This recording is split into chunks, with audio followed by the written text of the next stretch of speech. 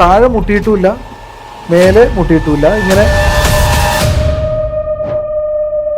അത് മാത്രമായിട്ട് ഇങ്ങനെ ഒഴുകി നിൽക്കുകയാണ്, ഇങ്ങനെ വായുവിൽ നിൽക്കുകയാണ്. ഇത് കണ്ട ഉടനെ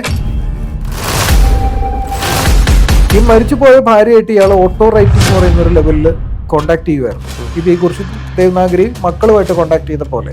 അപ്പൊ ഭാര്യ പറഞ്ഞു, അലമാരിയുടെ ഇന്ന സ്ഥലത്ത് ഇന്ന മൂലയ്ക്ക് കിടപ്പുണ്ടല്ലോ, നിങ്ങൾ എന്താ മറന്നുപോയോ? ഇത് കേട്ടിട്ട് അലമാരി ചെന്ന് തുറന്നു നോക്കിയപ്പോൾ ഇതുവരെ അയാൾ കൈയെത്താത്ത ഒരു സ്ഥലത്ത് ഈ ഡോക്യുമെന്റ് അവിടെ കിടപ്പുണ്ട്. എങ്ങനെ പറഞ്ഞു? ഇവള് മരിച്ചതിന് ശേഷം ഇവളുടെ സാന്നിധ്യം ഇയാൾ അറിയുന്നു. ഭയങ്കര ശവത്തിന്റെ നാറ്റം, അങ്ങനെയൊക്കെ പ്രശ്നങ്ങൾ. അപ്പൊ എന്നെ കോണ്ടാക്ട് ചെയ്തു, സാറേ എനിക്ക്. സാറ് നമ്മൾ കുറേ വീഡിയോകൾ എടുത്തിട്ടുണ്ടായിരുന്നു, അല്ലെങ്കിൽ ഇന്റർവ്യൂവിൻ്റെ പല സെക്ഷനുകൾ, സാറിൻ്റെ പല അനുഭവ തലങ്ങൾ പറഞ്ഞു. പക്ഷെ ഇന്നും ആളുകൾക്ക് ഉൾക്കൊള്ളാൻ കഴിയുന്ന തരത്തിലുള്ള കാര്യങ്ങളല്ല പലപ്പോഴും പറയുന്നത്. അല്ലെങ്കിൽ ഈ കഥകളാണെങ്കിൽ പോലും ഇത് ഒരു സിനിമാറ്റിക് മോഡൽ രീതിയിലാണ് പറയുന്നത്, അല്ലെങ്കിൽ അങ്ങനെയുള്ള അനുഭവ കഥകളാണുള്ളത്. അപ്പോൾ വീഡിയോയുടെ തന്നെ അടിയിൽ ഒരുപാട് പേര് കമന്റ് ഇടാറുണ്ട്, ഇത് ആ സിനിമയിലെ കഥയല്ലേ, അല്ലെങ്കിൽ ഈ സിനിമയിലെ കഥയല്ലേ എന്ന് പറഞ്ഞ് കമന്റ് ഇടാറുണ്ട്. അപ്പോൾ ഇത്തരത്തിലുള്ള അനുഭവങ്ങൾ ഇത് യാഥാർത്ഥ്യമാകുന്നത് എങ്ങനെയാണ്?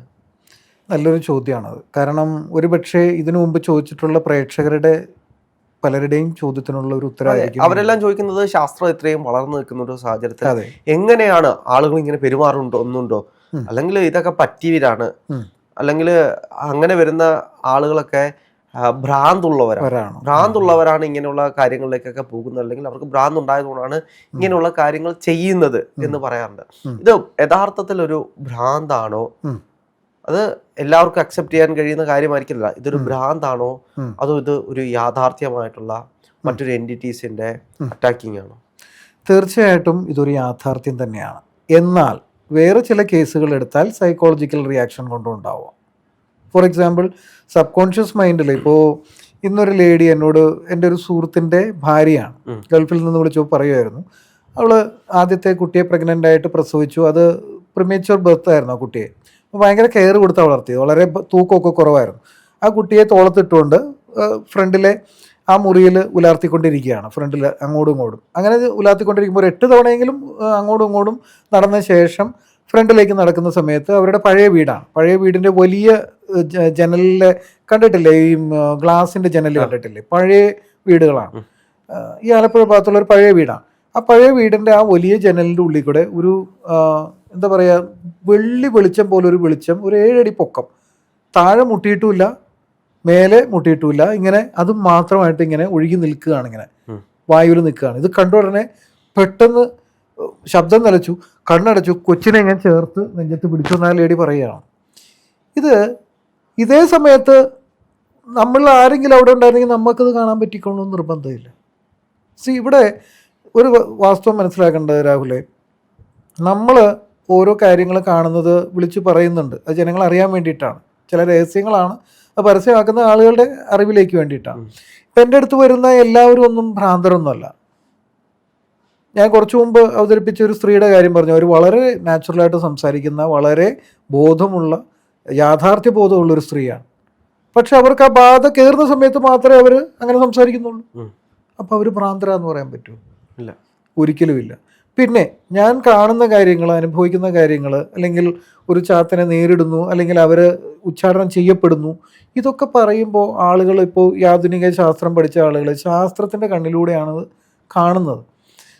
ശാസ്ത്രത്തിൻ്റെ കണ്ണുകളിലൂടെ നോക്കിക്കഴിഞ്ഞാൽ ഇത്തരം വസ്തുതകളെ മനസ്സിലാക്കാൻ വളരെ വളരെ പ്രയാസമാണ്. അല്ല, അതിനപ്പുറത്തേക്ക് മറ്റൊരു വിഷയം എന്ന് പറഞ്ഞു കഴിഞ്ഞാൽ, ഇപ്പം ചാത്തനെ ആരാധിക്കുന്ന ഒരുപാട് ആളുകളുണ്ട്, ചാത്തനെ ദൈവമായിട്ട് കാണുന്ന ആളുകളുണ്ട്.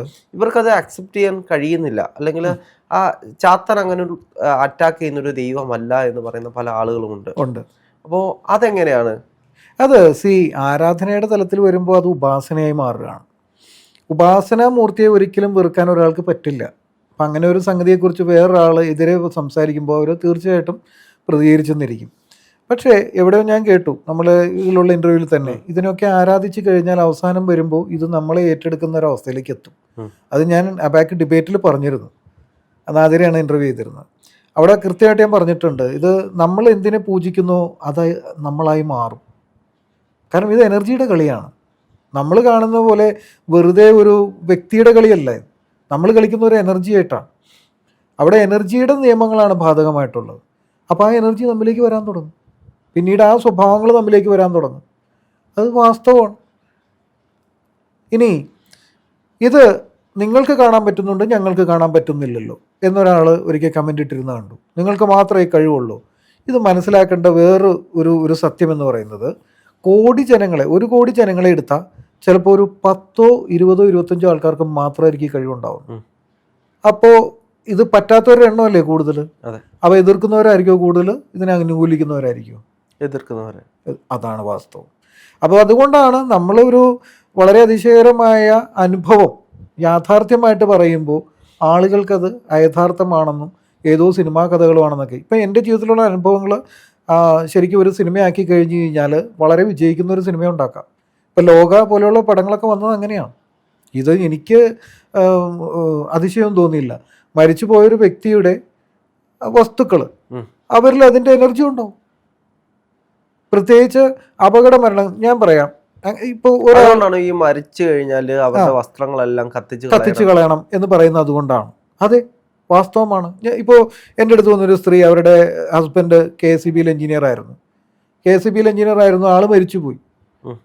ആൾ മരിച്ചു പോയിട്ട് എഞ്ചിനീയറിങ്ങിൻ്റെ സർട്ടിഫിക്കറ്റ് കൊണ്ട് എന്ത് കാര്യം? മരിച്ച കുഞ്ഞിൻ്റെ ജാതകം നോക്കരുതെന്ന് പറയും. എന്തിനാ അത്? അപ്പോൾ അവിടെ ആ സർട്ടിഫിക്കറ്റ് പോലും ശരിക്കും പറഞ്ഞു കഴിഞ്ഞാൽ അഗ്നിയിൽ ദഹിപ്പിക്കണമെന്നേ ഞാൻ പറയുള്ളൂ. പക്ഷേ അവർ തൻ്റെ ഭർത്താവ് അവസാനം ധരിച്ച മുണ്ട്, അവസാനം ധരിച്ച ടീഷർട്ട് ഒക്കെ കെട്ടിപ്പിടിച്ചാണെന്ന് കിടന്ന് ഉറങ്ങുന്നത്. ഈ ഭൂമിയിൽ നിന്ന് പോകാൻ ആഗ്രഹിക്കുന്ന ഒരു ആത്മാവിനെ നമ്മൾ പിടിച്ചു നിർത്തുന്നതിന് തുല്യമാണ് അവരെ ഇമോഷണലി അറ്റാച്ച് ചെയ്ത് പിടിക്കുന്നത്. ഇവർക്ക് ഇമോഷണൽ അറ്റാച്ച്മെൻറ്റ്, ഇപ്പോൾ എനിക്ക് ഇമോഷണൽ അറ്റാച്ച്മെൻറ്റ് ഉള്ളത് എന്താ? ഞാൻ ഇട്ടിരിക്കുന്ന ഷർട്ടിനോട് എനിക്കൊരു ഇമോഷണൽ അറ്റാച്ച്മെൻറ്റ് ഉണ്ടാവും. ഞാൻ ഉപയോഗിക്കുന്ന മൊബൈലിനോട് ഇമോഷണൽ അറ്റാച്ച്മെൻറ്റ് ഉണ്ടാവും. അപ്പോൾ ഇത്തരം കാര്യങ്ങളിലൊക്കെ തന്നെ ഒരു പക്ഷേ ഞാൻ കൂടുതൽ കണ്ടിട്ടുള്ളൂ. ഇപ്പോൾ ഒരാൾ ഒരിക്കൽ ചോദിച്ച ചോദ്യമാണ്, അങ്ങനെയാണെങ്കിൽ ഈ ആത്മാക്കളെല്ലാം മരിച്ചു പോയവരിങ്ങനെ വന്ന് ആളുകളെ ബാധിക്കുകയാണെങ്കിൽ ഈ ലോകത്ത് മുഴുവൻ ഭൂതഗ്രസ്തരായിരിക്കുമല്ലോ? നല്ല ക്വസ്റ്റ്യനാണ്.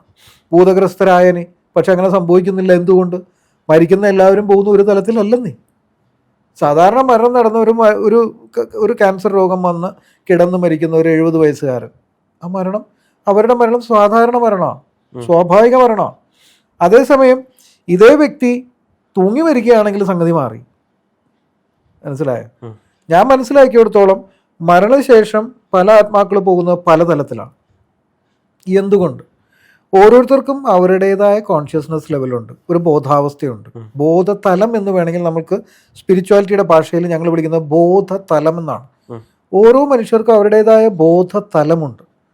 അപ്പോൾ ഈ ബോധതലങ്ങൾക്ക് തത്തുല്യമായിട്ടുള്ള ഫ്രീക്വൻസിയിലേ ഇവർ ശരീരത്തിൽ നിന്ന് വേർപെട്ടാൽ പോവുള്ളൂ.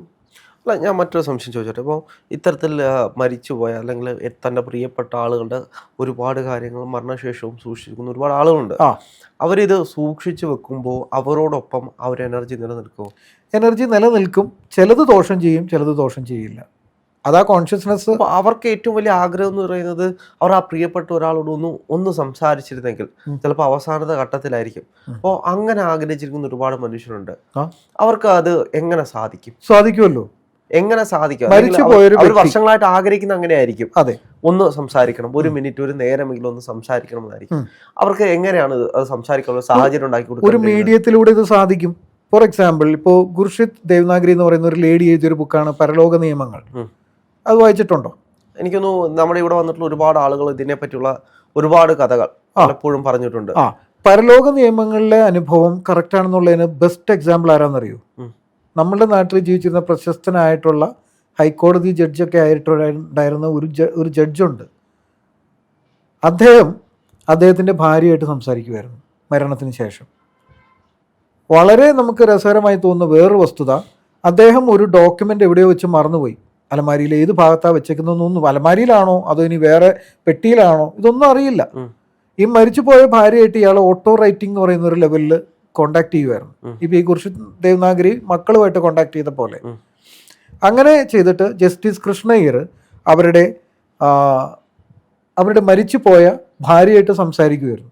അപ്പോൾ ഭാര്യ പറഞ്ഞു, അലമാരിയുടെ ഇന്ന സ്ഥലത്ത് ഇന്ന മൂലയ്ക്ക് കിടപ്പുണ്ടല്ലോ, നിങ്ങളെന്താ മറന്നുപോയോ? ഇത് കേട്ടിട്ട് അലമാരി ചെന്ന് തുറന്നു നോക്കിയപ്പോൾ ഇതുവരെ അയാൾ കൈയെത്താത്തൊരു സ്ഥലത്ത് ഈ ഡോക്യുമെൻ്റ് അവിടെ കിടപ്പുണ്ട്. എങ്ങനെ പറഞ്ഞു? അപ്പോൾ ജസ്റ്റിസ് കൃഷ്ണയ്യർ അദ്ദേഹത്തെക്കുറിച്ച് ഞാൻ പ്രത്യേകിച്ച് പറയണോ? അദ്ദേഹത്തിന് അത് സാധിക്കുമായിരുന്നു. അപ്പോൾ ഇത് അദ്ദേഹത്തിനൊരു മീഡിയം ആവാൻ സാധിച്ചു എന്നുള്ളതാണ്. അയാൾക്ക് ആ സൈക്കിക് എബിലിറ്റി ഉണ്ടായിരുന്നു.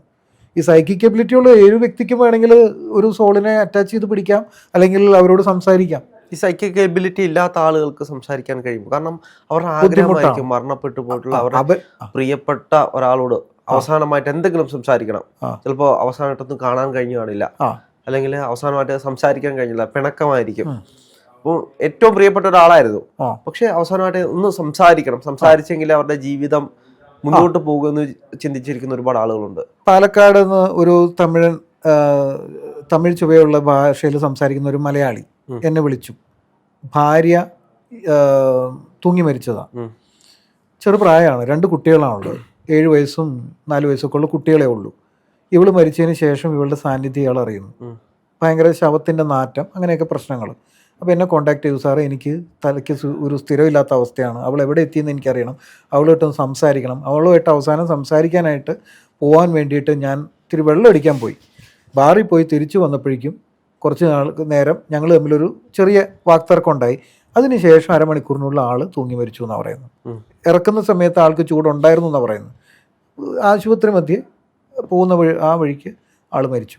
ഈ വ്യക്തിയെ ഞാൻ സോളുമായിട്ട് കണക്ട് ചെയ്തിട്ട് പുള്ളിയോട് സംസാരിക്കാൻ ഞാൻ അനുവദിച്ചു കൊടുത്തു. അവിടെ സംസാരിക്കുന്നതെന്ന് വെച്ചാൽ നമ്മളിപ്പോൾ രാഹുലുമായിട്ട് ഞാൻ സംസാരിക്കുന്ന പോലെയല്ല. ഈ വ്യക്തിയുടെ ഒരു ഫോട്ടോ, അവരുടെ നാള്, ഡേറ്റ് ഓഫ് ബർത്ത്, ഇതൊക്കെ വെച്ചിട്ട് ഡേറ്റ് ഓഫ് ഡെത്ത്, ഇതൊക്കെ വെച്ചിട്ട് നമ്മൾ പറയും ഇന്ന സോളിന് എനിക്ക് സംസാരിക്കാൻ താല്പര്യമുണ്ടെന്ന് പറയുമ്പോൾ അവർ നമ്മളിലൂടെ മനസ്സിലൂടെ കാര്യങ്ങൾ പറയാൻ തുടങ്ങും. അപ്പോൾ അവർക്ക് 2 ഭൂമിയുണ്ട്. ആ ഭൂമിയിൽ ഏത് ഭൂമിയിൽ വീട് വെക്കണം എന്ന ചോദ്യത്തിന് ഇവൻ ഉദ്ദേശിച്ചിരുന്ന ഇപ്പോൾ ഇരിക്കുന്ന വീട് തന്നെ പുതുക്കി പണിയണം എന്നാണ്. പക്ഷെ ഭാര്യ ആവശ്യപ്പെട്ടത് ആ ഒരു ലാൻഡുണ്ട്, ആ ലാൻഡിൽ തന്നെ പണിയണം എന്നുള്ള രീതിയിലാണ് ആൻസർ വന്നത്.